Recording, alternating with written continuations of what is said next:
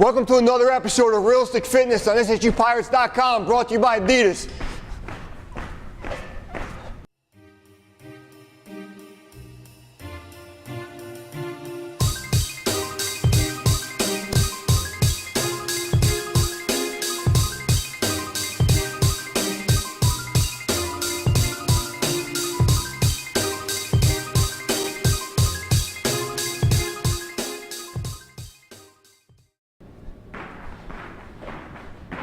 On this episode, we're going to discuss the heavy ropes or the battle ropes. They're called that because they started off with MMA training and now they're a popular way to train regular people and a wide variety of athletes. We use them at Seton Hall with just about all of our student athletes and we're getting really great effects from it.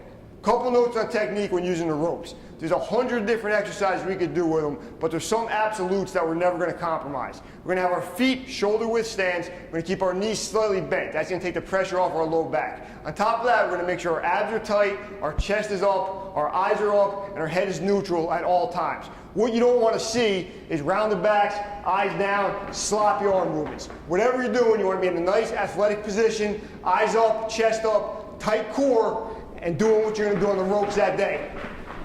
That being said, whatever movement you're doing, the goal is to get the wave on the rope all the way to the wall or whatever's anchoring it down. If you can't do that, it might be time to use a lighter rope or shorten the distance between yourself and the anchor. If you're not able to finish your waves all the way to where the rope is anchored, one thing you can do is use a kettlebell to shorten that distance between yourself and the end of the rope. So all we're going to do is get a heavier kettlebell, place it on the floor about where you think you need it. We're going to thread both ends of the rope through the kettlebell handle. Then we're going to do exactly what we attempted to do before. So I can do double waves, single waves, whatever it might be, do my movements correctly with the goal of steadily moving that kettlebell further and further back as I get stronger and better at the movements, and then finish the waves all the way to the wall when I'm ready. Once you master the basic rope movements, you can add some lower body components to it as well. We could squat, lunge, or walk while doing our waves.